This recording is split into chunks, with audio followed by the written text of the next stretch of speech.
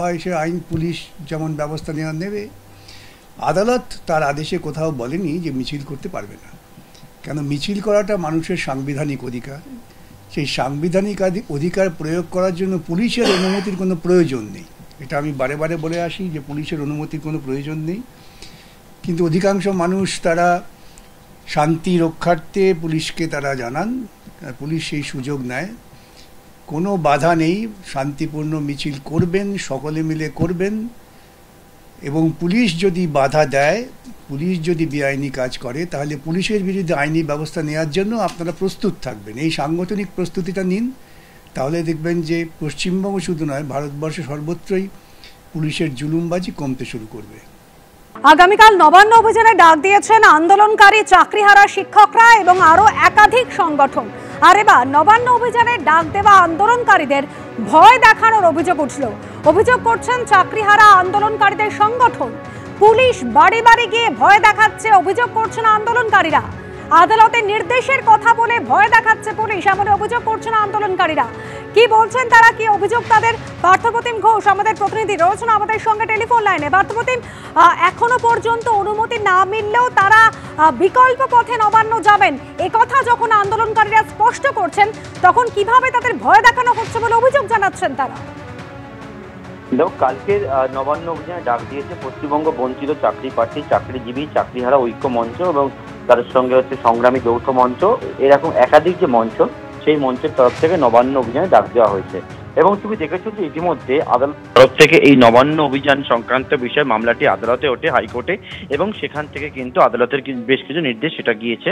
এবং এর পরবর্তীকালে যারা এই ডাক দিয়েছেন, আন্দোলনের নবান্ন অভিযানে ডাক দিয়েছেন, তারা জানাচ্ছেন যে পুলিশের তরফ থেকে হাইকোর্টের যে অর্ডার শিটের কপি, সেইটা নিয়ে প্রত্যেকে যারা এই আন্দোলনের প্রধান সারিতে রয়েছেন, তাদের প্রত্যেকের বাড়িতে যাচ্ছে পুলিশ এবং কার্যত তাদেরকে হুমকি দেওয়া হচ্ছে বলে তারা অভিযোগ করছেন।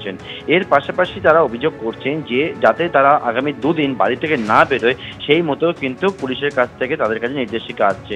কারোর বাড়ি সুন্দরবনের গোসাবা এলাকায়, তিনিও জানাচ্ছেন যে পুলিশ এসে তাদের ওপর এইরকম ভাবে কিন্তু নির্দেশ এটা দিচ্ছে।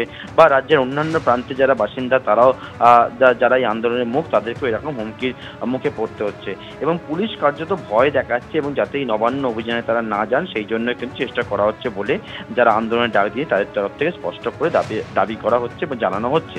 এবং এক্ষেত্রে তুমি দেখেছো যে ইতিমধ্যেই যে পুলিশের তরফ থেকে গতকাল হাওড়া সিটি পুলিশের তরফ থেকে সাংবাদিক বৈঠক করে স্পষ্ট করে জানিয়ে দেওয়া হয় যে এই যে নবান্ন অভিযানে ডাক দেওয়া হয়েছে, সেটা কোনো রকম ভাবেই এই জমায়েত তারা করতে দেবেন না এবং আদালতেরও নির্দেশ রয়েছে।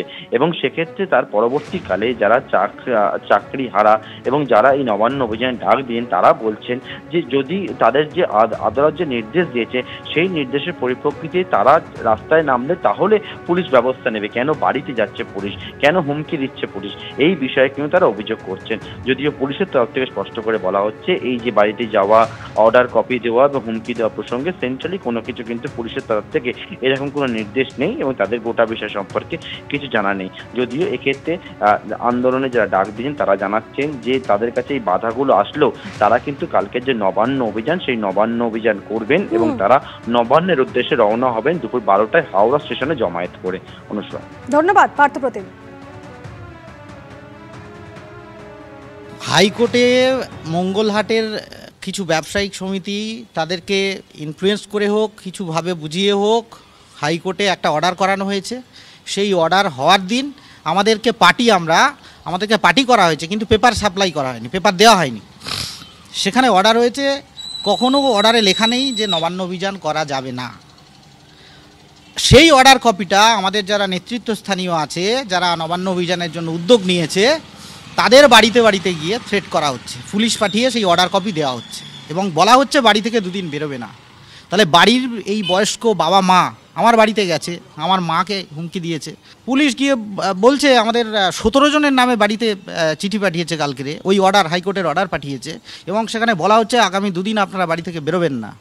তাহলে যদি বয়স্ক বাবা মা কোনো রকম কারণে কোনো অসুবিধা হয়, যদি তাদের কোনো হার্ট অ্যাটাক হয়, তাহলে সম্পূর্ণ দায়ী এই পুলিশ প্রশাসনের থাকবে।